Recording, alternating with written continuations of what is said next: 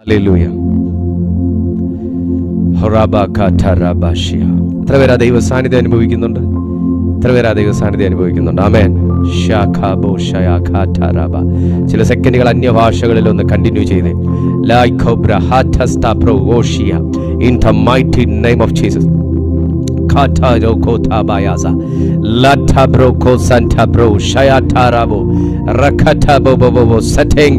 Holy Ghost. ആ ദൈവ സാന്നിധ്യമൊക്കെ തൊടട്ടെ ചിലരെ. അവിശ്വസിക്കുന്നവരുടെ മേലേക്ക് ആ ദൈവ സാന്നിധ്യത്തിന്റെ പതിപ്പിക്കലുകൾ ഉണ്ടാകട്ടെ.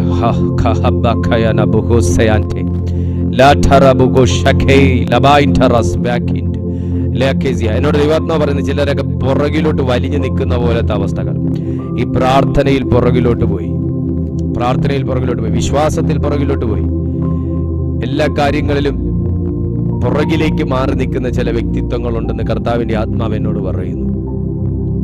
നിങ്ങൾ എത്രത്തോളം പുറകിലോട്ട് പോകുമോ അത്രത്തോളം അതിന്റെ രണ്ടിരട്ടിയും കൂടെ പുറകിലോട്ട് നിൽക്കും നിങ്ങളെക്കുറിച്ചുള്ള ദൈവിക പദ്ധതികൾ. നമ്മൾ എത്ര തന്നെ ബാക്ക് അടിച്ച് നിൽക്കുവോ നമ്മൾ നിൽക്കുന്നതിനേക്കാൾ ഒരു രണ്ടിരട്ടിയും കൂടെ പുറകിലോട്ട് നിൽക്കും നമ്മളെക്കുറിച്ചുള്ള ദൈവിക പദ്ധതികൾ, വാഗ്ദത്തങ്ങൾ.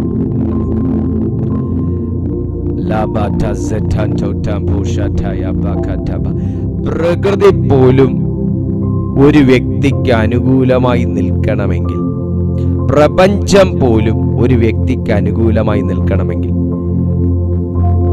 അവൻ ദൈവത്തോട് കൂറ് പുലർത്തുന്നവനാണെന്ന് അവർക്ക് തോന്നണം. ഈ പ്രപഞ്ചം പോലും ഉറ്റു നോക്കിക്കൊണ്ടിരിക്കുക ദൈവത്തെ വിളിക്കുന്നവരെ. കാരണം അവരെല്ലാ ദിവസവും കേൾക്കുന്നത് ദൈവത്തെ വർഷിപ്പ് ചെയ്യുന്ന പർവ്വജാതികളെയും മൃഗങ്ങളെയും ഒക്കെയാണ്. നമ്മൾ ആര് ദൈവത്തോട് പ്രാർത്ഥിച്ചില്ലെങ്കിലും പക്ഷികൾ സൂര്യോദയത്തിന് മുൻപേ ദൈവത്തോട് പ്രാർത്ഥിക്കാറുണ്ട്. പർവ്വജാതികളെല്ലാം ദൈവത്തോട് കൂറ് പുലർത്താറുണ്ട്. കാരണം അതിലൊരാൾ രാവിലെ HDFC ബാങ്ക്, ഒരു പർവ്വജാതി HDFC ബാങ്കിൽ ജോലിക്ക് പോകുന്നില്ല. ഒരാൾ സൺടെക്കിൽ, ടെക്നോ പാർക്കിൽ സോഫ്റ്റ്വെയർ എഞ്ചിനീയർ ആയിട്ട് വർക്ക് ചെയ്യുന്നില്ല. ഒരാള് കോഴിക്കോട് ബിസിനസ് മീറ്റിങ്ങിന് പോകുന്നില്ല. ഇവരാരും ഒരു പണിയും ചെയ്യാതിരിക്കുന്നെങ്കിലും ദൈവം അന്നന്ന് ഇവർക്ക് വേണ്ടുന്നതെല്ലാം കൊടുക്കുന്നത് കൊണ്ട് ദൈവത്തോടുള്ള ഒരു നന്ദി അത് അവർ ചെയ്യാറുണ്ട്. ഞാനങ്ങനെ വിശ്വസിക്കുന്നു. അങ്ങനെയാണ് വിശ്വസിക്കുന്നത്.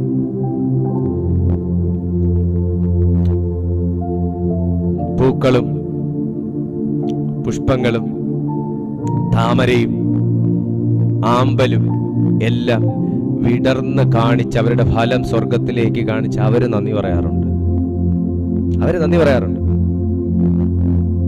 ഞാൻ എൻ്റെ കാഴ്ചപ്പാടാണ് പറയുന്നത് കേട്ടോ. ഇതെല്ലാവരും അംഗീകരിക്കണമെന്നൊന്നുമില്ല. ഞാൻ എൻ്റെ കാഴ്ചപ്പാടാണ് പറയുന്നത്. പക്ഷെ ഞാൻ വിശ്വസിക്കുന്നു, ചെയ്യാറുണ്ട്. നന്ദി ഇല്ലാത്ത ഒരു കൂട്ടരുണ്ടെങ്കിൽ അത് മനുഷ്യർ മാത്രമാണെന്നാണ് എൻ്റെ ഒരു പക്ഷം. നന്ദി ഇല്ലാത്തൊരു കൂട്ടരുണ്ടെങ്കിൽ അത് മനുഷ്യർ മാത്രമാണ്. ദൈവത്തോട് ആ ഒരു ഗ്രാറ്റിറ്റ്യൂഡ് എന്ന് പറഞ്ഞ് ആ ഒരു നന്ദി, ഒരു സ്നേഹം, ഒരു എന്താ പറയുക, ഒരു നന്ദി സൂചകമായ ഒരു അർപ്പണം, ആ ഒരു അർപ്പണ മനോഭാവം അത് കാണിക്കുന്നില്ലെങ്കിൽ അത് മനുഷ്യരാണെന്നുള്ളതാണ് ഞാൻ കണ്ടിട്ടുള്ളത്. ഹല്ലേലൂയ. പക്ഷികൾ അത് ചെയ്യുന്നുവെങ്കിൽ, വയലിലെ താമര അത് ചെയ്യുന്നുവെങ്കിൽ, പർവ്വജാതികൾ അത് ചെയ്യുന്നുവെങ്കിൽ, കാട്ടിലെ മൃഗങ്ങൾ അത് ചെയ്യുന്നുവെങ്കിൽ, രണ്ട് കൈ ചലിപ്പിക്കാൻ കഴിയുന്ന, രണ്ട് കൈ ചേർത്ത് ദൈവത്തെ കൈകൊട്ടി പാടി സ്തുതിക്കാൻ കഴിയുന്ന, കാലുകൾ കൊണ്ട് നൃത്തം ചെയ്യാൻ കഴിയുന്ന, സംസാരിക്കാൻ കഴിയുന്ന, സഞ്ചരിക്കാൻ കഴിയുന്ന, പ്രവർത്തിക്കാൻ കഴിയുന്ന ഞാനും നിങ്ങളും എത്രയധികം. നിന്നിലേക്ക് വരേണ്ടത് ഇനി തട്ടിമാറിപ്പോകത്തില്ല. നിങ്ങളും നിങ്ങളുടെ തലമുറകളും അനുഭവിക്കേണ്ടത് ഇനി തട്ടിമാറിപ്പോകത്തില്ല. അത്ര ഡീപ്പാണ് ഇന്നത്തെ സന്ദേശം. ഉൽപ്പത്തി പുസ്തകം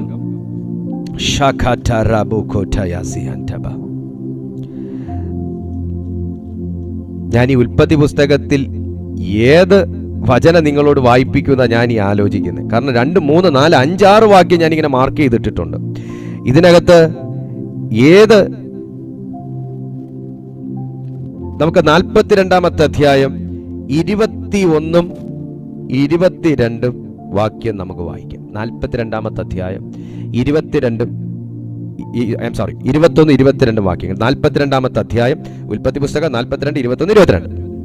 ഇത് നമ്മുടെ സഹോദരനോട് നാം ചെയ്ത ദ്രോഹമാകുന്നു.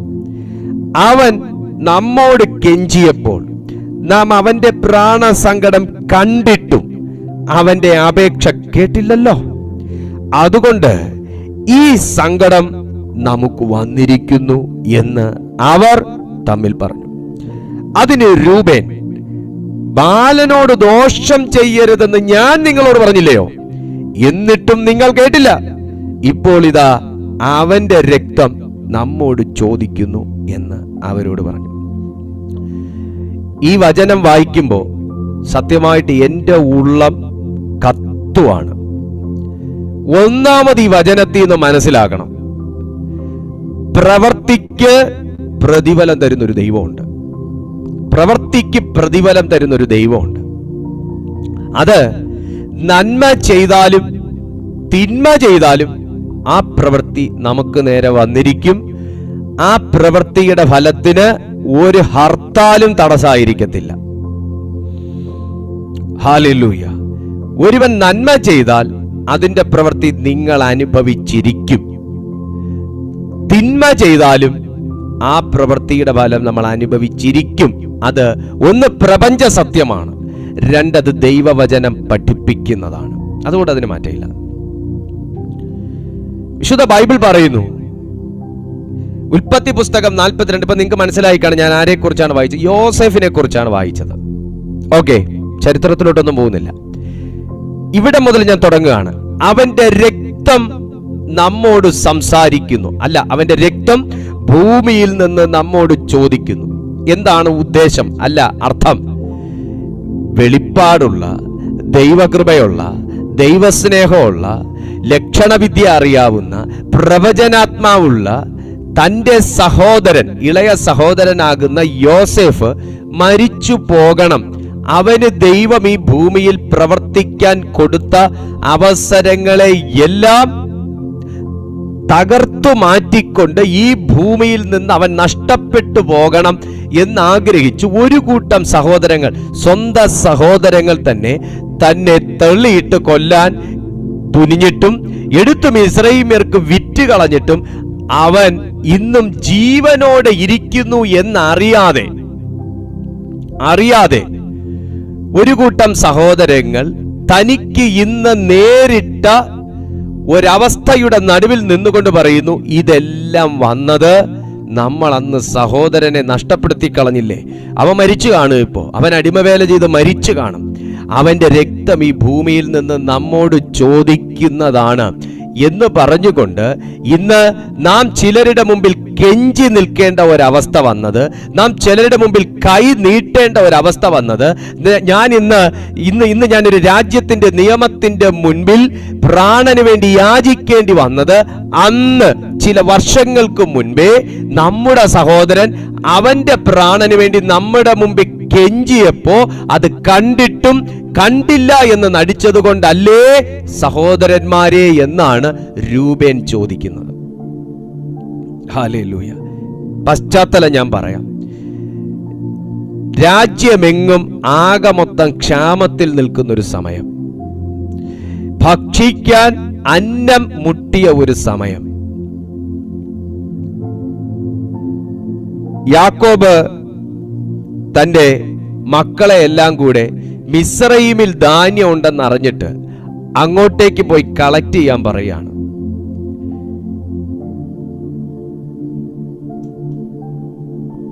ഈ പറയുന്ന യോസേഫ് മരിച്ചുപോയി എന്നാണ് അവരുടെ ഉള്ളിൽ ഇപ്പോ സഹോദരന്മാരുടെ ഉള്ളിലെ വിശ്വാസം. യോസേഫിനെ കുറിച്ച് ഓർക്കുന്ന പോലുമില്ല. യോസേഫിനോട് തികഞ്ഞ അസൂയയായിരുന്നു. ഞാൻ ഇനി പറഞ്ഞു പോവാം കേട്ടോ, ഇനി വചനം വായിക്കാനുള്ള സമയമില്ല. കാരണം 4-5 അധ്യായം ഉണ്ട് വായിക്കാൻ. പറഞ്ഞു പോവാം. യോസേഫ് ജീവിച്ചിരിക്കുന്നോ ഇല്ലയോ, മരിച്ചു എന്നുള്ളതാണ് അവരുടെ ഒരു ധാരണ. മിസ്രയീമിലേക്ക് ധാന്യം വാങ്ങാൻ വേണ്ടി കഴുതയും എടുത്ത് പുറപ്പെടുമ്പോ അവിടെ കൊടുക്കാനുള്ള പണവും മറ്റും എല്ലാം കളക്ട് ചെയ്ത് കഴുതപ്പുറത്ത് ഇവർ മിസ്രൈമിലേക്ക് ചെന്ന് ക്യൂ നിന്ന് ധാന്യം വാങ്ങുകയാണ്. എന്നാൽ ധാന്യം അളന്ന് കൊടുക്കാൻ കൽപ്പനയിട്ടിരിക്കുന്നത് യോസേഫാണ്, അതായത് ഇവരുടെ സഹോദരൻ. എന്നാൽ അതൊന്നും അറിയുന്നില്ല. വളരെ ചെറുപ്രായത്തിൽ തന്നെ സഹോദരനെ കൊന്നവർ എന്നൊരു പേര് ഇവർക്ക് ഉണ്ട്. വളരെ ചെറിയ പ്രായത്തിൽ സഹോദരനെ ഞാൻ നിമിത്തം നഷ്ടപ്പെടുത്തി എന്നൊക്കെ അറിയാവുന്ന ഈ സഹോദരന്മാർ തന്റെ കുഞ്ഞിലത്തെ സഹോദരനെ മറന്നുകൊണ്ട് വിശപ്പടക്കാൻ വേണ്ടി മിസ്രൈമിൽ ചെന്ന് ധാന്യം വാങ്ങാൻ നിന്നപ്പോ ദൈവാത്മാവുള്ള ഒരു മനുഷ്യനാകുന്ന യോസേഫിന് ഇവരെ കണ്ടപ്പോ തന്നെ ഇവരെന്റെ സഹോദരനാണെന്നുള്ള പിടുത്തം കിട്ടി.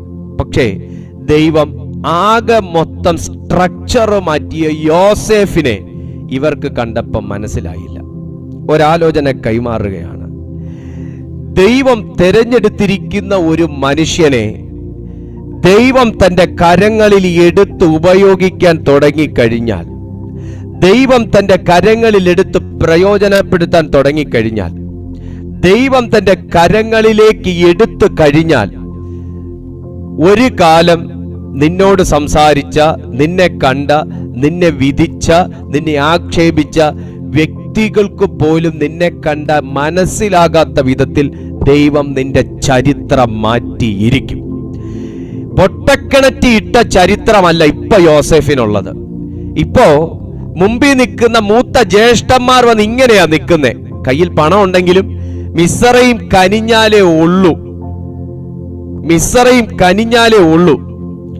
ഇപ്പൊ ജ്യേഷ്ഠന്മാര് വന്ന് നിൽക്കുന്നത് ഇങ്ങനെയാ. പക്ഷെ ഒരു കാലം ഇദ്ദേഹം നിൽക്കുന്ന തട്ട് ഇപ്പൊ വേറെയാണ്, യോസേഫ് നിൽക്കുന്ന തട്ട് വേറെയാണ്, തലം വേറെയാണ്, പൊസിഷൻ വേറെയാണ്, യൂണിഫോം വേറെയാണ്. പണ്ട് തന്റെ അങ്കി വരെ പറിച്ചെടുത്ത് കളഞ്ഞിട്ടാണ് മിസ്രൈമിന്റെ ചന്തയിൽ കൊണ്ട് വിൽക്കാൻ നിർത്തിയത്. ഇന്ന് അന്നത്തെ കീറിപ്പറഞ്ഞ വസ്ത്രം അല്ല അദ്ദേഹം ഇട്ടിരിക്കുന്നത്, യൂണിഫോമാണ്. ആ അവസ്ഥയിൽ ഇന്ന് സ്വന്തം സഹോദരൻ ആ ഒരു പൊസിഷനിൽ നിൽക്കുന്നത് കണ്ടിട്ട് പോലും മനസ്സിലാകാത്ത സ്ഥിതിക്ക് ഇന്ന് ചുരുക്കി പറഞ്ഞാൽ അനുജൻ കനിഞ്ഞാലേ ഉള്ളൂ, അനുജൻ കനിഞ്ഞാലേ ഉള്ളൂ. ഞാൻ ഇത് പറയുമ്പോ ചിലരുടെ ജീവിതത്തിലേക്ക് ഷാർപ്പായിട്ട് ഈ വചനം വന്ന് ക്രിയ ചെയ്യും, വളരെ ഷാർപ്പായിട്ട് ക്രിയ ചെയ്യും. കാരണം ഒത്തിരി സഹോദരങ്ങളുടെ മുമ്പിൽ സഹായത്തിന് അഭ്യർത്ഥിച്ച് നിൽക്കേണ്ടി വന്നവർ ഇന്ന് ഈ കൂട്ടായ്മയിൽ കാണാം. ഒത്തിരി പരിചയക്കാരുടെ മുമ്പിൽ സഹായത്തിന് അഭ്യർത്ഥിച്ച് നിൽക്കേണ്ടി വന്നവർ ഒന്ന് കയറി പോകാൻ, ഒന്ന് രക്ഷപ്പെടാൻ, ഒന്ന് വെള്ളം കുടിച്ച് കിടക്കാൻ, ഒന്ന് ജീവൻ തിരിച്ച് കിട്ടാൻ കെഞ്ചിയവർ, സഹായം അഭ്യർത്ഥിച്ചവർ, സഹായം വാങ്ങിയിട്ട് പേരുദോഷം കേട്ടവർ, സഹായം ചോദിച്ചിട്ട് നിരസിച്ച് കളഞ്ഞവർ എല്ലാം ഇക്കൂട്ടത്തിൽ കാണാം. പക്ഷേ മോനെ, കാലമെന്നും ഒരുപോലെ ഇരിക്കത്തില്ല, സമയമെന്നും ഒരുപോലെ ഇരിക്കത്തില്ല, അവസ്ഥയൊന്നും ഒരുപോലെ ഇരിക്കത്തില്ല. ഒരു കാലം സഹോദരന് വേണ്ടി കുഴി കുഴിച്ചവർ, ഒരു കാലം സഹോദരന് വിലയിട്ടവർ, ഇന്ന് സഹോദരന്റെ പൊസിഷന് വില കൽപ്പിക്കാൻ പോലും കഴിയാത്തൊരവസ്ഥയിലെത്ത നിലവാരത്തിൽ ദൈവം മാറ്റി. നിനക്ക് വേണ്ട കുഴിച്ച കുഴി അവിടെ കിടക്കും, നിനക്ക് അവരിട്ട വില അവിടെ നിൽക്കും. പക്ഷെ സ്വർഗം നിനക്കിട്ട വിലയോട്, അവൻ ദൈവം നിനക്കിട്ട വിലയോട്, ദൈവം നിനക്കിട്ട വിലയെ മായ്ക്കാൻ, മാറ്റാൻ, കുറച്ചു കളയാൻ ഒരു പ്രപഞ്ച ശക്തിക്കും അധികാരമില്ല കേട്ടോ. ഒരുപക്ഷെ വീട്ടിൽ വിലയില്ലാത്ത വ്യക്തിക്ക് ദൈവത്തിന്റെ ഉള്ളത്തിന്റെ വില ഭയങ്കരമാണ്. നാട്ടിൽ വിലയില്ലാത്തവന്, സൊസൈറ്റിയിൽ വിലയില്ലാത്തവന്, കുടുംബത്തിൽ വിലയില്ലാത്തവന്, ബന്ധുക്കളുടെ ഇടയിൽ വിലയില്ലാത്തവന്, ചേർച്ചിൽ വിലയില്ലാത്തവന്, ഓഫീസിൽ വിലയില്ലാത്തവന്,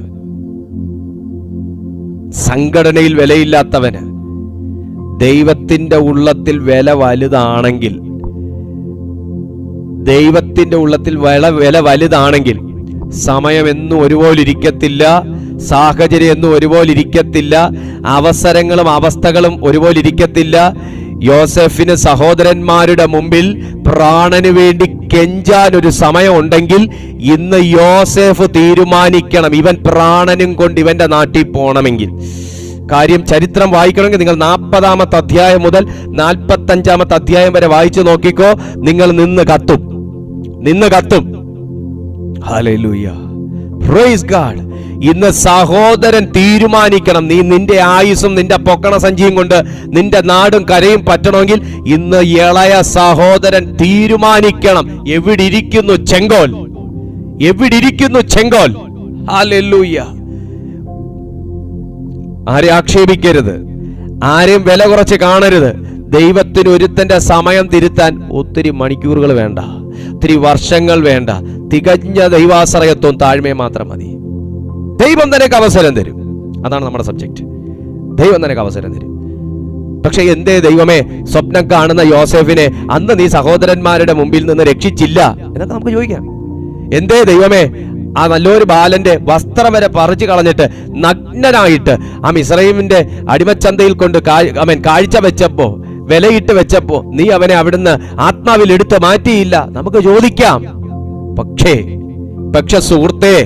പക്ഷേ സുഹൃത്തേ ഇങ്ങനൊരു സമയം മറച്ചു വെച്ചിരുന്നു എന്ന് യോസേഫിന് പോലും ചിന്തിക്കാൻ പറ്റി കാണത്തില്ല. നിനക്ക് പ്രവചിക്കാൻ പറ്റാത്ത നിലകളിൽ പരിശുദ്ധാത്മാവ് ആരുടെയൊക്കെയോ ജീവിതം മാറ്റാൻ പോവുക. ഇന്നൊരു പക്ഷെ നിന്നെ ജോലിയില്ലാത്തവനായി കാണുന്നുണ്ടായിരിക്കാം, അറിയുന്നുണ്ടായിരിക്കാം.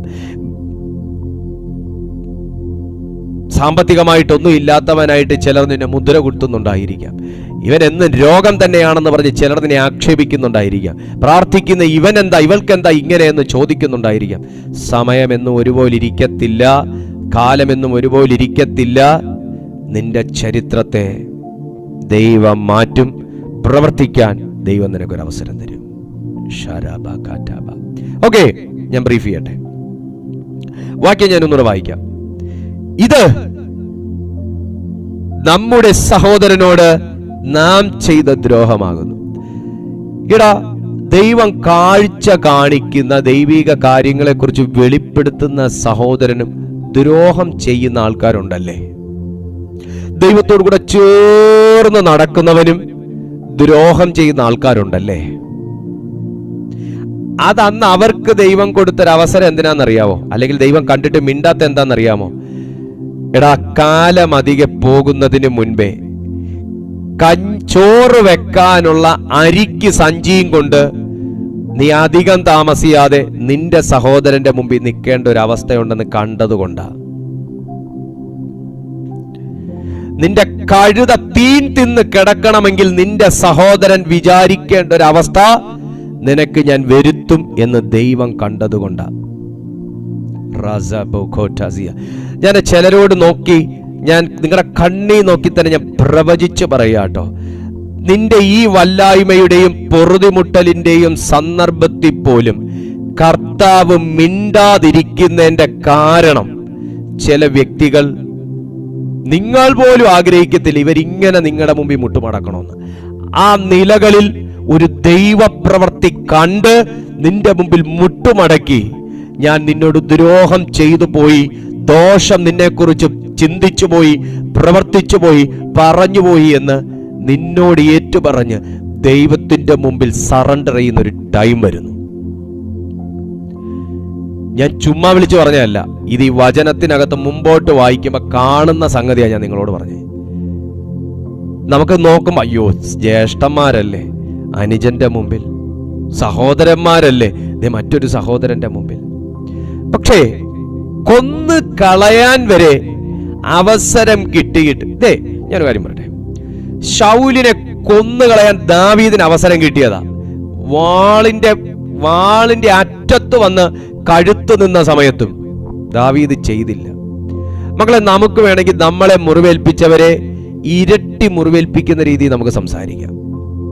നമ്മുടേത് കവർന്നെടുത്തോണ്ട് പോയവന്റെ ATM കാർഡ് നമ്മുടെ മുമ്പിൽ അതിന്റെ വിത്ത് പിൻ നമ്പർ കിട്ടിയാലും നമുക്ക് വേണമെങ്കിൽ അവന്റെ അക്കൗണ്ട് തന്നെ അങ്ങ് അടിച്ചു മാറ്റാം.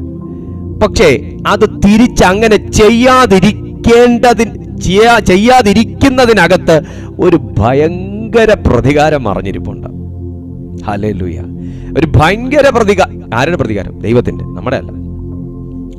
നമുക്കെതിരെ ദോഷം പറഞ്ഞവനെതിരെ ഒരു സിനിമാ കഥ പോലെ തിരിച്ച് ഒരു കഥയുണ്ടാക്കാൻ നമുക്കൊരു പക്ഷെ ഒരു അവസരം കിട്ടിയെന്ന് വരാം. അതങ്ങനെ ചെയ്യാതിരിക്കുന്നതിന്റെ പിന്നിൽ ഒരു ബ്യൂട്ടി ഉണ്ട്. നമ്മുടെ അവസരം തട്ടിയെടുത്തവന്റെ ആജീവനാന്തകാലമുള്ള അവസരത്തെ തെറിപ്പിച്ച് കളയാനുള്ള ചീട്ട് നമ്മുടെ കയ്യിൽ കിട്ടിയാലും അങ്ങനെ ചെയ്യാതിരിക്കുന്നതിനകത്തൊരു ബ്യൂട്ടി ഉണ്ട്. അതുകൊണ്ട് വിശുദ്ധ ബൈബിൾ പറയുന്നത്, നിങ്ങൾ നന്മ കൊണ്ടുവേണം തിന്മയെ ജയിക്കാൻ. നിനക്കെതിരെ ഒരു വ്യക്തി തിന്മ ചെയ്താൽ തിരിച്ച് തിന്മ ചെയ്യുന്നതിനകത്ത് എന്ത് ബ്യൂട്ടിയാണുള്ളത്? അല്ല, എന്ത് പ്രത്യേകതയാണുള്ളത്? അല്ല, അവനും ഞാനും തമ്മിൽ പിന്നെ എന്ത് വ്യത്യാസമാണുള്ളത്? യേശു പറഞ്ഞു, എടാ, ഒരു കരണം അടിച്ചാൽ മറുകരണം കൂടെ കാണിച്ചു കൊടുപ്പിൻ. താഴ്മയാണ് അത് കുറിക്കുന്നത്. പക്ഷെ ഈ സഹോദരനാകുന്ന യോസെഫ് എങ്ങനെ ചെയ്തെന്നറിയാമോ? മുമ്പിൽ നിൽക്കുന്നത് സഹോദരന്മാരാണെന്ന് അറിഞ്ഞിട്ട് ഇവർക്കെതിരെ ഒരു ആരോപണമിട്ടു. കാരണം യോസെഫിനെ സഹോദരന്മാരുടെ മുമ്പിൽ വെളിപ്പെടുത്തണമായിരുന്നു. ഞാൻ ആത്മാവിലൊരു ദൂത് നിങ്ങളോട് പറയുകയാണ്. നിന്റെ തെരഞ്ഞെടുപ്പിനെ കുറിച്ചും ദൈവം നിന്നെ മാനിച്ച വിധങ്ങളെക്കുറിച്ചും ചില വ്യക്തികൾ അറിയാൻ പോവുകയാണ്. നിന്റെ തെരഞ്ഞെടുപ്പിനെ കുറിച്ചും ദൈവം നിന്നെ മാനിക്കുന്നതിന്റെയും പിന്നിലുള്ള രഹസ്യത്തെക്കുറിച്ച്, നിന്റെ പൊസിഷൻ തന്നെ ചേഞ്ച് ആയി എന്ന് ചില വ്യക്തികൾ അറിയാൻ പോവാണ്.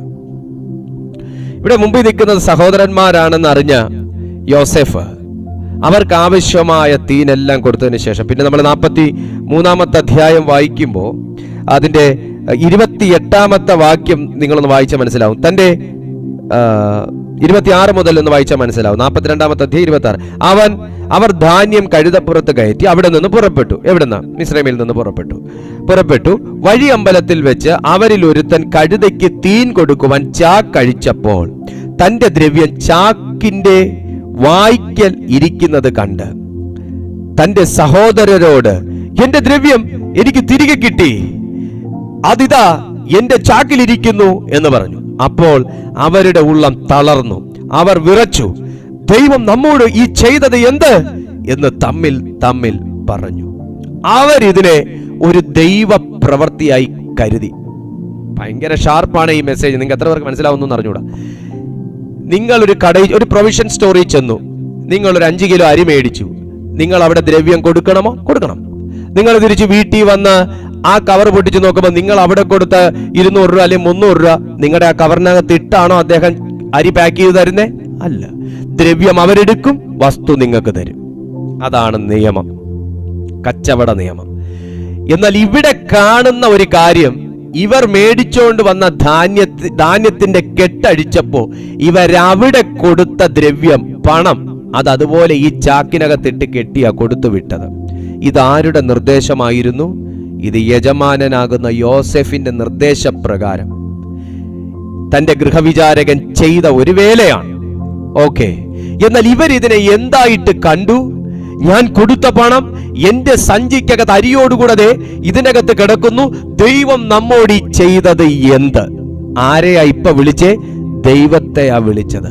സഹോദരനാകുന്ന യോസെഫേ, ഇവർക്ക് നീ അരി കൊടുത്തു വിടാത്തതാണോ പ്രതികാരം?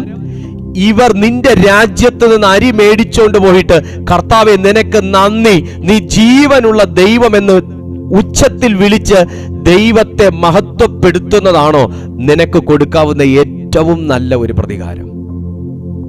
ഈ ദൈവത്തെ ഇവർ സഹോദരനെ കൊല്ലാൻ ശ്രമിച്ചപ്പോൾ ഭയപ്പെട്ടില്ലല്ലോ. ഈ ദൈവം ഇവനെ ജീവിപ്പിക്കാൻ ശക്തനെന്ന് ഇവർ അന്ന് നനച്ചില്ലല്ലോ. ഈ ദൈവം പ്രവർത്തിക്കുന്ന ദൈവം എന്നിവർ അന്ന് കരുതിയില്ലല്ലോ. അന്ന് സ്വർഗത്തിലേക്ക് നോക്കി എന്റെ ദൈവമേ യഹോവേ എന്നിവർ വിളിച്ചില്ലല്ലോ. പക്ഷേ ഇപ്പോൾ ഇവരുടെ വായി കൊണ്ട് തന്നെ പറയുന്നു, ദൈവം നമ്മോട് ചെയ്തത് എന്ത് എന്ന് ചിന്തിച്ച് അവർ വിറയ്ക്കുന്നു. ഞാൻ ആത്മാവിൽ ഒരു ദൂത് പറയുന്നു സഹോദരന്മാരെ, ആത്മാവിൽ ഞാനൊരു ദൂത് പറയുന്നു സഹോദരിമാരെ, നീ സേവിക്കുന്ന ദൈവം ചെയ്യുന്ന പ്രവർത്തികളെ കണ്ട് നിനക്കെതിരെ പ്രയോഗിച്ച പലതിനെ കുറിച്ചോർത്ത് ചില വ്യക്തികൾ വിറച്ചുകൊണ്ട് ദൈവസന്നിധിയിൽ മുട്ടുകുത്തി അവർ ദൈവത്തെ അംഗീകരിക്കുന്നതാണ് യഥാർത്ഥ ദൈവപ്രവൃത്തി. Hallelujah, praise to Jesus. ഒന്നാമത്തെ വിറയൽ ഇവിടെ തുടങ്ങുകയാണ്. അവരുടെ ദ്രവ്യം തിരിച്ചു വരെ യാക്കോബിന്റെ അടുത്ത് ചെന്ന് നടന്ന ദൈവപ്രവൃത്തികളെ കുറിച്ചെല്ലാം പറഞ്ഞതിന് ശേഷം കുറച്ച് നാളുകൾ ഇങ്ങനെ ക്ഷാമമൊക്കെ കൊണ്ടുവന്ന അരിയൊക്കെ തീർന്നു, ഗോതമ്പൊക്കെ തീർന്നു, യവമൊക്കെ തീർന്നു കഴിഞ്ഞിട്ട് വീണ്ടും പറയാണ്, ഇനി ഇവിടെ ഇപ്പം അരിയൊന്നും ഇരിപ്പില്ല, നിങ്ങൾ വീണ്ടും മിസ്രൈമിൽ പോയി നിങ്ങൾ കൊണ്ടുവരണം, ധാന്യം കൊണ്ടുവരണം. വീണ്ടും ഇവർ മിസ്രൈമിൽ ചെല്ലുന്ന സമയത്ത് വീണ്ടും ഇവർ യോസേഫിനെ കണ്ടുമുട്ടുകയാണ്. പക്ഷെ യോസേഫാണെന്നൊന്നും അവിടെ പറയുന്നില്ല. അദ്ദേഹത്തിന്റെ രൂപം മാറി, ഭാവം മാറി, എല്ലാം മാറി. വീണ്ടും അവർ പോകുന്ന സമയം വീണ്ടും ഇതുപോലെ കാര്യങ്ങളെല്ലാം ചെയ്യുന്നു. രണ്ടാമത് സഹോദരന്മാരോടുകൂടെ ഇരുന്ന് ഭക്ഷിക്കാൻ യോസേഫ് ഒരു അവസരം ഒരുക്കുകയാണ്. ഇപ്പോഴും സഹോദരന്റെ മുമ്പിലാണ് ഇരിക്കുന്നതെന്ന് അറിയത്തില്ല. ഒരു വ്യാജാരോപണ കുറ്റം തന്റെ സഹോദരന്മാരുടെ മേൽ മനഃപൂർവ്വം ചുമത്തി അവരെ ഒന്ന് പേടിപ്പിച്ച് അവരെക്കുറിച്ചുള്ള വസ്തുതകളെല്ലാം അന്വേഷിച്ചറിഞ്ഞ് സ്വന്തം അപ്പന്റെയും അന്വേഷണ വിവരം അന്വേഷിച്ചറിഞ്ഞതിന് ശേഷം ആമേൻ 43-ാമത്തെ അധ്യായം അതിന്റെ 18-ാമത്തെ വാക്യം വായിക്കുമ്പോൾ കാണാം, തങ്ങളെ യോസേഫിന്റെ വീട്ടിൽ കൂട്ടിക്കൊണ്ടു പോകുകയാൽ അവർ ഭയപ്പെട്ടു. ആദ്യത്തെ പ്രാവശ്യം നമ്മുടെ ചാക്കിൽ മടങ്ങി വന്ന ദ്രവ്യം നിമിത്തം നമ്മെ പിടിച്ച് അടിമകളാക്കി നമ്മുടെ കഴുതകളെയും എടുത്തുകൊള്ളേണ്ടതിനാകുന്നു നമ്മെ കൊണ്ടുവന്നിരിക്കുന്നതെന്ന് പറഞ്ഞ് അവർ ആകെ യോസേഫിന്റെ ഗൃഹവിചാരകരുടെ അടുത്ത് ചെന്ന് പ്രാണന് വേണ്ടിയും അവരെ വിട്ടുകൊടുക്കേണ്ടതിന് വേണ്ടിയും ആകെ മൊത്തം ഇവർ ഭയന്ന് പരവശരാകുകയാണ്. ഞാനൊരു കാര്യം ചോദിക്കട്ടെ, യോസേഫ് ഒരൊറ്റ പ്രാവശ്യമേ പേടിച്ചുള്ളൂ പ്രാണനെ പ്രതി. എൻ്റെ സഹോദരന്മാർ എൻ്റെ പ്രാണനെ എന്തായാലും എടുത്തു കളയും, എൻ്റെ അപ്പൻ്റെ അടുത്ത് ചെന്നിട്ട് ആടിൻ്റെ രക്തം മുക്കി എന്തായാലും ഞാൻ മരിച്ചു പോയി എന്ന് പറഞ്ഞ് അവർ തടി ഊരും. പക്ഷേ ഇത് എത്രാമത്തെ പ്രാവശ്യം ഇവർ ഭയപ്പെടുന്നതെന്ന് നോക്കി. സ്വന്തം പ്രാണന് വേണ്ടി. ഞാനൊരു ദൂതൂടെ പറയാം, നമ്മൾ ഈ ഭൂമിയിൽ ചെയ്യുന്ന എല്ലാത്തിനും പ്രതിഫലമുണ്ട്, അടിയുമുണ്ട്, തിരിച്ചടിയുമുണ്ട്. സ്തോത്രം. പക്ഷെ നിങ്ങൾ നോക്ക്, 23-ാമത്തെ വാക്യം പറയുമ്പോൾ ഭയങ്കര ഒരു വാക്കാണത്. 23-ാമത്തെ വാക്യം, ഇവരുടെ ഭയം കണ്ട് യോസേഫിന്റെ ഗൃഹവിചാരകൻ പറയുകയാണ്, നിങ്ങൾക്ക് സമാധാനം, നിങ്ങൾ ഭയപ്പെടേണ്ട, നിങ്ങളുടെ ദൈവം നിങ്ങളുടെ അപ്പന്റെ ദൈവം തന്നെ നിങ്ങളുടെ ചാക്കിൽ നിങ്ങൾക്ക് നിക്ഷേപം തന്നിരിക്കുന്നു, നിങ്ങളുടെ ദ്രവ്യം എനിക്ക് കിട്ടി എന്ന് പറഞ്ഞ് ശിമയോനെയും അവന്റെ അടുക്കൽ പുറത്തു കൊണ്ടുവന്നു. എന്തിനാന്ന് ചോദിച്ചാൽ ഇവര് പറയുന്നത് സത്യമാണോ കള്ളമാണോ എന്ന് അറിയാൻ വേണ്ടി യോസേഫ് തന്നെ പറഞ്ഞു, നിങ്ങൾ ഈ പറയുന്നത് സത്യമാണെങ്കിൽ നിന്റെ സഹോദരൻ ഇവിടെ നിൽക്കട്ടെ, നീ പോയി നിന്റെ അപ്പന്റെ അടുത്ത് നിൽക്കുന്ന മറ്റേ സഹോദരനെ കൂടെ കൂട്ടിക്കൊണ്ട് വന്നാൽ നിങ്ങൾ ഞങ്ങളുടെ രാജ്യത്തെ ഒറ്റുനോക്കാൻ വന്ന ഒറ്റുകാരല്ല എന്ന് തെളിയിക്കാം, അതുകൊണ്ട് നിങ്ങൾ പോയി നിങ്ങളുടെ സഹോദരനെ കൊണ്ടുവാ എന്ന് പറഞ്ഞ് അന്ന് അങ്ങ് വിട്ടതാണ്. ഇപ്പോ ശിമയോനെയും ഇവരുടെ മുമ്പിൽ കൊണ്ട് നിർത്തി. അത് കഴിഞ്ഞിട്ട് 26-ാമത്തെ വാക്യം വന്നപ്പോ 26-ാമത്തെ വാക്യം വന്നപ്പോ യോസെഫ് വീട്ടിൽ വന്നപ്പോൾ അവർ കൈവശമുള്ള കാഴ്ച അകത്തു കൊണ്ടുവന്ന് അവന്റെ മുമ്പാകെ വെച്ച് സാഷ്ടാംഗം വേണ്ടി നമസ്കരിച്ചു. അവൻ അവരോട് കുശലപ്രശ്നം ചെയ്തു. നിങ്ങൾ പറഞ്ഞ വൃദ്ധൻ നിങ്ങളുടെ അപ്പൻ സൗഖ്യമായിരിക്കുന്നുവോ, അവൻ ജീവനോടിരിക്കുന്നുവോ എന്ന് ചോദിച്ചു. അതായത് സ്വന്തം അപ്പൻ ജീവനോടിരിക്കുന്നോ എന്നാണ് ചോദിച്ചത്. താഴേക്കെല്ലാം വായിച്ചു കഴിഞ്ഞതിന് ശേഷം 32-ാമത്തെ വാക്യം വന്നപ്പോ ഇവർക്ക് കഴിക്കാനുള്ള ഭക്ഷണം കൊണ്ട് മുമ്പിൽ വെക്കുന്ന ഒരു വാക്ക്, സ്വന്തം സഹോദരൻ, ഇളയ സഹോദരൻ വിളമ്പുന്ന ഭക്ഷണം ജ്യേഷ്ഠന്മാർ കഴിക്കേണ്ടി വരുന്ന ഒരളവിലേക്ക് അനുജനെ വളർത്തിയ ദൈവം. കഴിക്കുന്ന സ്ഥലം വേറെയാ, കൊട്ടാരമാ ഇത്, കൊട്ടാരം. കഴിക്കുന്ന സ്ഥലം വേറെയാ, മുമ്പിലിരിക്കുന്ന ആളും പൊസിഷനും വേറെയാ. സഹോദര, മിസ്രൈമ്യരുടെ കൂടെ എബ്രായർ കഴിച്ച ചരിത്രമില്ല, എബ്രായരുടെ കൂടെ മിസ്രൈമ്യർ കഴിച്ച ചരിത്രമില്ല, ചെയ്യത്തില്ല. ശത്രുതയാ, നിഷിദ്ധമാണ്, ചെയ്യത്തില്ല. ഇപ്പൊ മിസ്രൈമും എബ്രായരും കളി എങ്ങോട്ടേക്ക് മാറി. ദൈവത്തിന് എത്ര സമയം വേണം നിയമങ്ങളെ മാറ്റാൻ, ദൈവത്തിന് എത്ര സമയം വേണം അവസ്ഥകളെ മാറ്റാൻ, ദൈവത്തിന് എത്ര സമയം വേണം സാഹചര്യങ്ങളെ മാറ്റാൻ. അതുകൊണ്ട് അവർ ആ നിയമപ്രകാരമാ കൊണ്ടുവച്ച്. എന്താണെന്നറിയാമോ? കേട്ടോ, അവന് പ്രത്യേകവും അവർക്ക് പ്രത്യേകവും അവനോടുകൂടെ ഭക്ഷിക്കുന്ന മിസ്രൈമ്യർക്ക് പ്രത്യേകവും കൊണ്ടുവച്ചു. പ്രത്യേകമായിട്ട് പാത്രങ്ങളിൽ കൊണ്ടുവച്ചു. കേട്ടോണം, മിസ്രൈമ്യർ എബ്രായരോടുകൂടെ ഭക്ഷണം കഴിക്കുകയില്ല. അത് മിസ്രൈമ്യർക്ക് വെറുപ്പാകുന്നു. മൂത്തവൻ മുതൽ ഇളയവൻ വരെ പ്രായത്തിനൊത്തവണ്ണം അവരെ അവന്റെ മുമ്പാകെ ഇരുത്തി. അവർ അന്യോന്യം നോക്കി ആശ്ചര്യപ്പെട്ടു. ഞാനൊരു ഭയങ്കര പ്രൊഫറ്റിക്കലായിട്ട് ഈ മെസ്സേജ് ഞാൻ വായിച്ചുകൊണ്ടിരിക്കുന്നത്.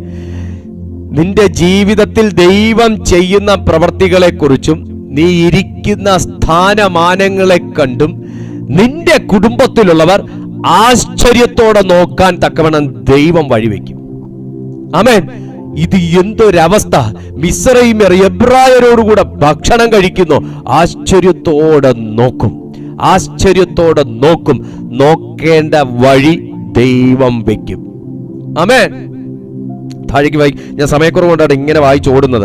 34-ാമത്തെ വാക്യം നോക്കുമ്പോൾ, അവൻ തന്റെ മുമ്പിൽ നിന്ന് അവർക്ക് ഓഹരി കൊടുത്തയച്ചു. ബെന്യാമീന്റെ ഓഹരി മറ്റുള്ളവരുടെ ഓഹരിയുടെ 5 ഇരട്ടിയായിരുന്നു. അവർ പാനപാത്രം ചെയ്തു, അവനോടുകൂടി ആഹ്ലാദിച്ചു. 44-ാമത്തെ കുറ്റത്തിൽ 44-ാമത്തെ അധ്യായത്തിൽ വായിക്കുമ്പോൾ ഇങ്ങനെ പറഞ്ഞു പോകാട്ടോ. 44-ാമത്തെ അധ്യായം വായിക്കുമ്പോൾ വീണ്ടും ഒരു വ്യാജാരോപണ കുറ്റം സഹോദരന്മാരുടെ മേൽ മനഃപൂർവ്വം വെച്ചു.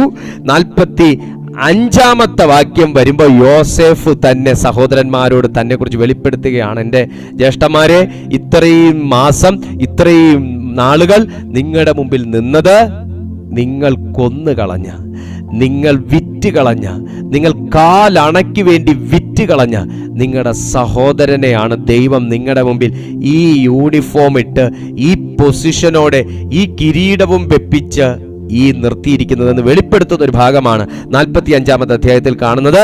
അപ്പോൾ ചുറ്റും നിൽക്കുന്നവരുടെ മുമ്പിൽ തന്നെത്താൻ അടക്കുവാൻ വയ്യാതെ എല്ലാവരെയും എന്റെ അടുക്കൽ നിന്ന് പുറത്താക്കുവിൻ എന്ന് യോസേഫ് വിളിച്ചു പറഞ്ഞു.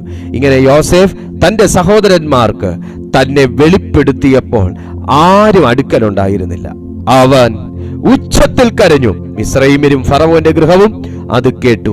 യോസേഫ് സഹോദരന്മാരോട്, ഞാൻ യോസേഫ് ആകുന്നു, എന്റെ അപ്പൻ ജീവനോടിരിക്കുന്നുവോ എന്ന് പറഞ്ഞു. അവന്റെ സഹോദരന്മാർ അവന്റെ സന്നിധിയിൽ ഭ്രമിച്ചുപോയതുകൊണ്ട് അവനോട് ഉത്തരം പറയുവാൻ അവർക്ക് കഴിഞ്ഞില്ല. യോസേഫ് സഹോദരന്മാരോട്, ഇങ്ങോട്ട് അടുത്തു വരുവിൻ എന്ന് പറഞ്ഞു. അവർ അടുത്തു ചെന്നപ്പോൾ അവൻ പറഞ്ഞത്, നിങ്ങൾ മിസ്രയീമിലേക്ക് വിറ്റുകളഞ്ഞ നിങ്ങളുടെ സഹോദരൻ യോസേഫ് ആകുന്നു ഞാൻ. എന്നെ ഇവിടെ വിറ്റതുകൊണ്ട് നിങ്ങൾ വ്യസനിക്കേണ്ട, വിഷാദിക്കുകയും വേണ്ട. ജീവരക്ഷയ്ക്കായി ദൈവം എന്നെ നിങ്ങൾക്ക് മുമ്പേ അയച്ചതാകുന്നു. ദേശത്ത് ക്ഷാമമുണ്ടായിട്ട് ഇപ്പോൾ 2 സംവത്സരമായി, ഉഴവും കൊയ്ത്തുമില്ലാത്ത 5 സംവത്സരം ഇനിയുമുണ്ട്. ഭൂമിയിൽ നിങ്ങൾക്ക് സന്തതി ശേഷിക്കേണ്ടതിനും വലിയൊരു രക്ഷയാൽ നിങ്ങളുടെ ജീവനെ രക്ഷിക്കേണ്ടതിനും ദൈവം എന്നെ നിങ്ങൾക്ക് മുമ്പേ അയച്ചിരിക്കുന്നു. ദൈവം എന്നെ നിങ്ങൾക്ക് മുമ്പേ അയച്ചിരിക്കുന്നു. ആർക്ക് പറയാൻ പറ്റും ഇങ്ങനെ ഒരു സാക്ഷ്യം?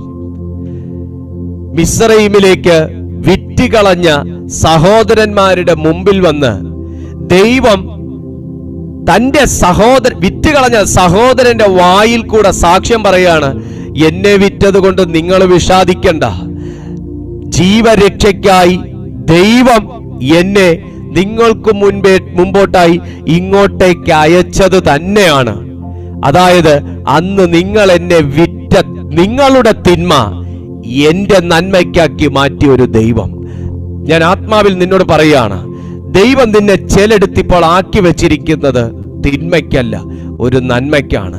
ചില വ്യക്തികളെ പ്രതി നീ ഇന്ന് നുറുങ്ങുന്നത് തിന്മയ്ക്കല്ല, നന്മയ്ക്കാണ്. ചില വ്യക്തികളെ പ്രതി നീ ഒരു നഷ്ടം ഇന്ന് അനുഭവിക്കുന്നത്, നീ നഷ്ടമെന്ന് എണ്ണുന്നത് നിനക്ക് ലാഭത്തിനാക്കി പരിശുദ്ധാത്മാവ് മാറ്റാൻ പോവാണ്. സ്വന്തം സഹോദരന്റെ പൊസിഷന്റെ മുമ്പിൽ നിന്നുകൊണ്ട് ഭ്രമിച്ചു പോയിട്ട് മരിച്ചുപോയി എന്ന് കരുതിയ സഹോദരൻ വന്ന് ഒരു ഉദ്യോഗസ്ഥ സ്ഥാനത്ത് നിന്നുകൊണ്ട് തന്റെ സഹോദരന്മാർക്ക് അന്നം വിളമ്പുമ്പോ തന്റെ ഡെസിഗ്നേഷൻ കണ്ട്, പവർ കണ്ട്, ദൈവം ഇത്രയും അത്യുന്നതനോ എന്ന് കരുതി ആശ്ചര്യപ്പെട്ട് ഭ്രമിച്ചിട്ട് എന്തു മറുപടി പറയണം എന്ന് പോലും അറിയാതെ വിറങ്ങലിച്ച് നിൽക്കുന്ന സ്വന്തം സഹോദരർ.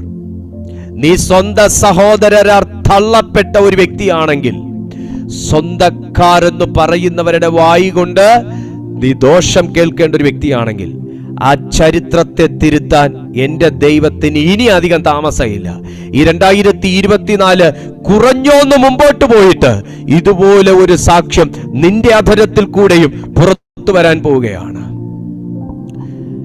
രൂപേൻ പോലും കരുതി മരിച്ചുപോയ ആ പാവം ബാലൻ ഒരു കാര്യം കൂടെ ദൈവം ഇവരെ കൊണ്ട് ചെയ്യിക്കാതിരുന്നില്ല. എന്താണെന്നറിയാമോ? എന്റെ സഹോദരൻ പ്രാണരക്ഷയ്ക്ക് വേണ്ടി എന്റെ മുമ്പിൽ കെഞ്ചിയപ്പോ, കൊല്ലരുത് ജ്യേഷ്ഠ, എന്നെ നശിപ്പിക്കരുത് ജ്യേഷ്ഠ, എന്നെ എവിടെയെങ്കിലും കൊണ്ട് കളഞ്ഞേക്ക്, ഞാൻ എവിടെയെങ്കിലും പോയി ജീവിച്ചോളാം എന്നൊക്കെ പറഞ്ഞ് പ്രാണന് വേണ്ടി കരഞ്ഞപ്പോഴും ഇവർക്കുണ്ടായിരുന്നൊരു കഠിന ഹൃദയം, അതേ അവസ്ഥ ഇന്ന് സ്വന്തം ജീവിതത്തിൽ വരുത്തിയപ്പോ എന്റെ സഹോദരന്റെ രക്തമാണ് ഭൂമിയിൽ നിന്ന് എന്നോട് ചോദിക്കുന്നതെന്ന് ഇവരുടെ വായി കൊണ്ട് പറയേണ്ടി വന്നില്ലേ? അതൊരു ദൈവപ്രവൃത്തിയും ഒരു ദൈവിക പ്രതികാരവുമാണ്. എന്നാൽ സ്വന്തം ജ്യേഷ്ഠന്മാർക്ക് അന്നം വിളമ്പാൻ കഴിഞ്ഞത് തന്നെയാണ് അനുജന് ചെയ്യാൻ കഴിഞ്ഞ ഏറ്റവും വലിയ നന്മ. സ്വന്തം രാജ്യത്ത് നിന്നുകൊണ്ട് സ്വന്തം കൽപ്പനയിൽ അപ്പനും അമ്മയ്ക്കും വേണ്ടുന്നതെല്ലാം, അവരുടെ കഴുതയ്ക്ക് വേണ്ടത് വരെ മാസങ്ങളോളം തിന്മാനുള്ളത് കൊടുത്തയച്ച കൂട്ടത്തിൽ നൽകിയ പണം കൂടെ അവരുടെ ധാന്യ സഞ്ചിക്കകത്ത് ഇട്ടുകൊടുക്കാൻ കഴിഞ്ഞത് തന്നെയാണ് ചെയ്യാൻ കഴിഞ്ഞ ഏറ്റവും വലിയ പ്രതികാരം. അതെടുത്ത് കൈകളിൽ പിടിച്ചുകൊണ്ട്, ദൈവമേ നീ ചെയ്ത പ്രവൃത്തി എന്താണെന്ന് ദൈവത്തിന് നന്ദി പറയാൻ കഴിഞ്ഞത് തന്നെയാണ് അനുജന് ചേട്ടന്മാരെ വിശ്വസ്ത മാർഗത്തിൽ നടത്താൻ ദൈവം ജീവിച്ചിരിപ്പുണ്ടെന്ന് പറഞ്ഞു പഠിപ്പിക്കാൻ കഴിഞ്ഞ ഏറ്റവും നല്ല മാർഗം. ദൈവം അവസരം തരുമെന്നേ. ആ ദൈവത്തെ അംഗീകരിക്കാത്തവരെ അംഗീകരിപ്പിക്കാൻ ദൈവം നിനക്ക് അവസരം തരുമെന്നേ. ദൈവം ജീവനുള്ള ദൈവമാണെന്ന് ചിലരുടെ അധരം കൊണ്ട് വിളിച്ചു പറയാൻ ഇതുപോലത്തെ അവസരം ദൈവം നിനക്ക് തരുമെന്നേ. അനുജൻ ഇത് വാങ്ങി പോക്കറ്റിയിട്ട് അവിടെ കൊണ്ട് തീർന്നു. പക്ഷേ വാങ്ങിക്കൊണ്ടുപോയ ധാന്യ സഞ്ചിക്കകത്ത് കൊടുത്ത ദ്രവ്യം, ആമേൻ, ദൈവം ഈ ചെയ്തതെന്ത്?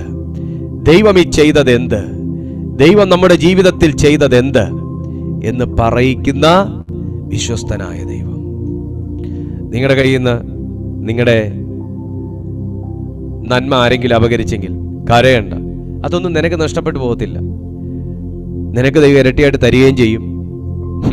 മറ്റുള്ളവർക്ക് കൊടുക്കാൻ നിന്നെ ദൈവം പ്രാപ്തനാകുകയും ചെയ്യും. ഇന്ന് നീ വായ്പ വാങ്ങി ജീവിക്കുന്നെങ്കിൽ നീ വിഷമിക്കുകയൊന്നും വേണ്ട. നിങ്ങൾ ആരും വിഷമിക്കേണ്ട.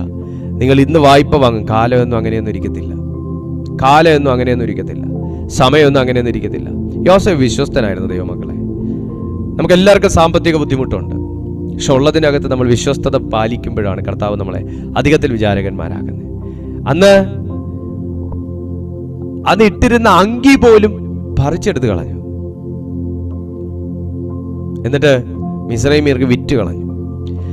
അങ്ങനെ ചെയ്തതുപോലും നന്മയ്ക്കാക്കി മാറ്റാൻ ദൈവത്തിനല്ലാതെ ആർക്ക് കഴിയും? ആർക്ക് കഴിയും?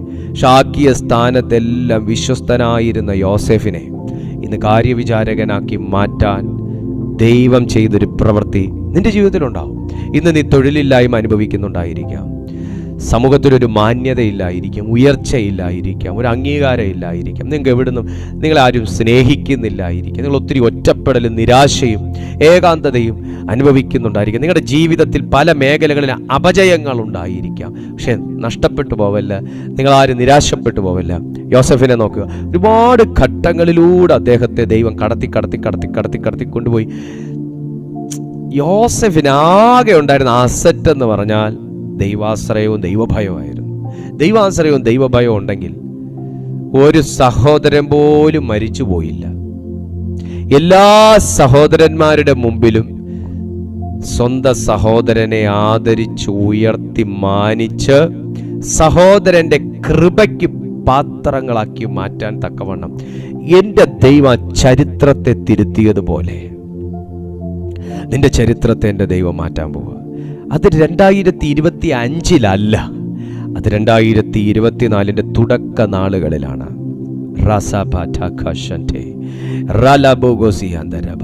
നിങ്ങൾ വിശ്വസിക്കുന്നുവെങ്കിൽ എൻ്റെ ദൈവത്തിന് യോസെഫിൻ്റെ ജീവിതത്തിൽ ചെയ്തത് നമ്മുടെ ജീവിതത്തിൽ ചെയ്യാൻ കഴിയാതിരിക്കത്തില്ല. ചിലരൊക്കെ നിന്നെ നോക്കി അങ്ങ് വല്ലാതെ പ്രവചിച്ച് കാണും. അവൻ എൻ്റെ മുമ്പിൽ മുട്ട് മടക്കും, എൻ്റെ മുമ്പിൽ വരും, അവൻ നശിച്ച് മണ്ണടിഞ്ഞു എന്നൊക്കെ പറഞ്ഞു കാണും. അവരുടെ വിധി നടപ്പാക്കാനല്ല ദൈവം ഇരിക്കുന്നത്. അവരുടെ വിധി നടപ്പാക്കാനല്ല ദൈവം ഇരിക്കുന്നത്. വിശ്വസിക്കുക, കർത്താവ് ആരുടെയൊക്കെയോ ജീവിതത്തിൽ ഇത് ചെയ്യാൻ പോവുകയാണ്. സ്വന്തം സഹോദരൻ അവരുടെ മുമ്പിൽ തന്നെ വെളിപ്പെടുത്തി, നിങ്ങൾ മിസ്രയീമിലേക്ക് വിറ്റുകളഞ്ഞ നിങ്ങളുടെ സഹോദരൻ യോസേഫ് ആകുന്നു ഞാൻ. എന്നെ ഇവിടെ വിറ്റതുകൊണ്ട് നിങ്ങൾ ആരും വിഷാദിക്കേണ്ട. ജീവരക്ഷയ്ക്കായി ദൈവം എന്നെ നിങ്ങൾക്ക് മുമ്പേ അയച്ചതാകുന്നു. ചുരുക്കി പറഞ്ഞാൽ ഇനി അവർ ജീവിച്ചിരിക്കുന്നത് തന്നെ സഹോദരന്റെ മനസ്സലിവ് കൊണ്ടാണ്. സഹോദര, ഒരു ദിവസം ഒരു കാലം മറ്റുള്ളവരുടെ കയ്യിൽ നിന്ന് വാങ്ങി ജീവിച്ച നീയ്, മറ്റുള്ളവരുടെ കയ്യിൽ നിന്ന് വാങ്ങി പല ആവശ്യങ്ങളും നടത്തിയ നീയ്, നിന്നിലൂടെ മറ്റുള്ളവരുടെ പല ആവശ്യങ്ങളും നടത്താൻ തക്കവണ്ണം നിന്റെ കരങ്ങളെ നിറയ്ക്കാൻ ദൈവം വിശ്വസ്തനല്ലയോ? യോസേഫിന്റെ ചരിത്രം തിരുത്തിയതുപോലെ നിങ്ങളുടെ ചരിത്രവും തിരുത്താൻ നമ്മുടെ ദൈവം വിശ്വസ്തനല്ലയോ? അബ്രഹാമിന്റെ ദൈവം, ഇസ്ഹാക്കിന്റെ ദൈവം, യാക്കോബിന്റെ ദൈവം നമ്മുടെ ദൈവമല്ലേ? വിശ്വസ്തനല്ലയോ? കഴിയേണ്ട, ഭയപ്പെടേണ്ട.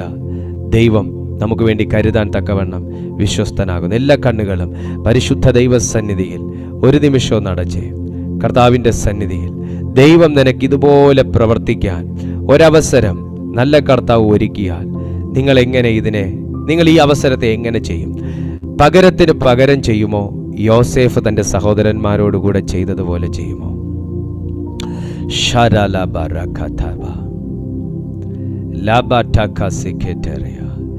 ദൈവം ആരോടൊക്കെയോ പറയാം, നിനക്കും ദൈവം പ്രവർത്തിക്കാൻ ഒരു അവസരം തരും. നിനക്കും ദൈവം പ്രവർത്തിക്കാൻ ഒരു അവസരം തരും. ദൈവം പ്രവർത്തിക്കാൻ ഒരു അവസരം തരും.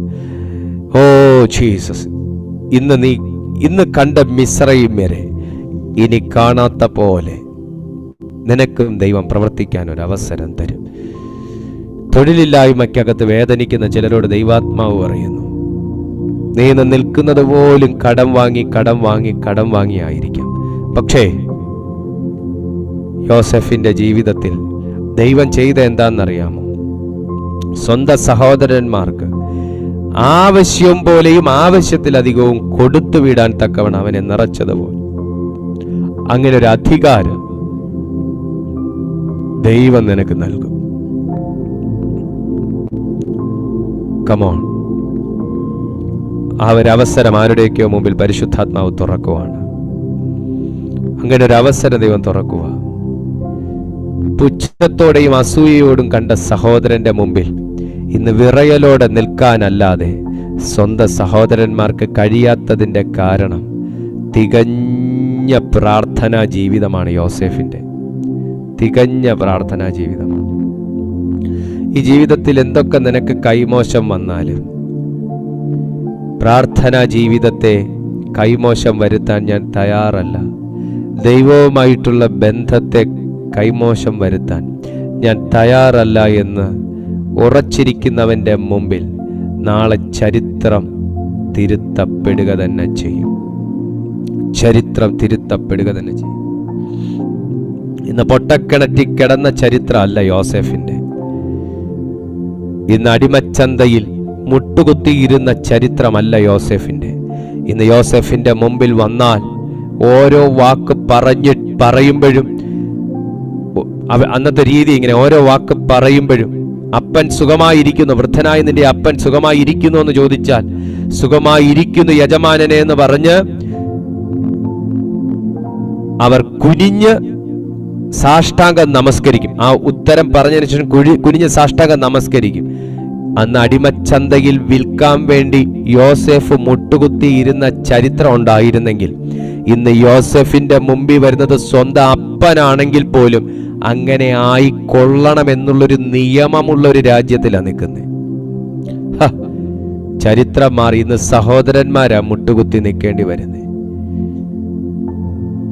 യോസേഫ് തന്നെ വെളിപ്പെടുത്തുന്നത് വരെ അതങ്ങനെ തന്നെ ആയിരുന്നു.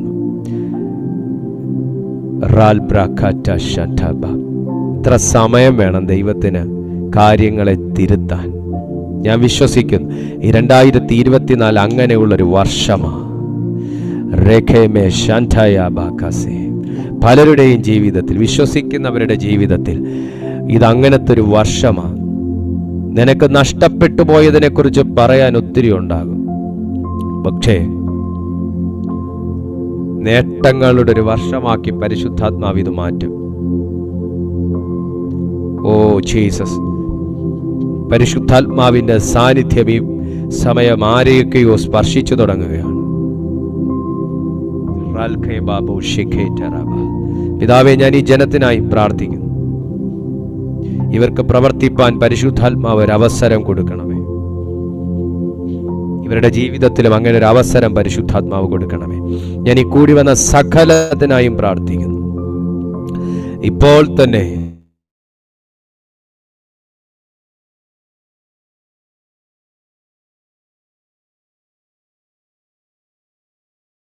എല്ലാ മഹത്വവും അങ്ങേക്കും യേശുവിൻ നാമത്തിൽ തന്നെ. ആമേൻ. കർത്താവ് നിങ്ങളെ അനുഗ്രഹിക്കട്ടെ. നിങ്ങളുടെ പ്രാർത്ഥനാ വിഷയങ്ങൾ ഞങ്ങൾ ഈ നമ്പറിൽ വാട്സാപ്പിൽ നിങ്ങൾ എഴുതി അറിയിച്ചാട്ടെ. ഞങ്ങൾ തീർച്ചയായിട്ടും നിങ്ങൾക്കായി പ്രാർത്ഥിക്കാം. അപ്പോൾ തന്നെ എല്ലാ ദിവസവും രാവിലെ 6:30 മണിക്കും വൈകുന്നേരം 6:30 മണിക്കും നമുക്ക് ദൈവത്തിന്റെ മാറ്റമില്ലാത്ത തിരുവചനം ഈ ചാനലിലുണ്ട്. ചാനൽ ഇതുവരെ സബ്സ്ക്രൈബ് ചെയ്തിട്ടില്ലെങ്കിൽ ഒന്ന് സബ്സ്ക്രൈബ് ചെയ്തേക്കുക. ഒപ്പം ഞാൻ എപ്പോഴും പറയുന്ന പോലെ നിങ്ങളുടെ എല്ലാവരുടെയും പ്രാർത്ഥനകളിൽ നിങ്ങൾ ഓർക്കുന്നു എന്ന് ഞാൻ അറിയുന്നു. നമ്മുടെ പ്രയർ ഹാളിന്റെ കൺസ്ട്രക്ഷന് വേണ്ടിയിട്ട് ജോസഫിന്റെ ചരിത്രം പറഞ്ഞതുപോലെ ജീവിതം മാറാൻ അധികം സമയം വേണ്ട. സോ നിങ്ങൾക്ക് കഴിയുന്നത് നിങ്ങൾ ചെയ്യുക. കർത്താവ് നിങ്ങൾക്ക് അതിന് പ്രതിഫലം നൽകി മാനിക്കാൻ തക്കവണ്ണം വിശ്വസ്തനാണ്. കാലമെന്നും ഒരുപോലെ ഇരിക്കത്തില്ല, സമയമെന്നും ഒരുപോലെ ഇരിക്കത്തില്ല. സകലത്തിന്റെ മധ്യത്തിലും ദൈവത്തിന്റെ വിശ്വസ്തത വെളിപ്പെടുത്തട്ടെ. കർത്താവ് നിങ്ങളെ സഹായിക്കട്ടെ. അടുത്ത ദിവസം നമുക്ക് തമ്മിൽ കാണാം. അതുവരെ അത്യുന്നതന്റെ ചിറകിന്റെ കീഴിൽ കർത്താവ് നമ്മെ എല്ലാവരെയും അനുഗ്രഹിച്ച് മാനിക്കട്ടെ.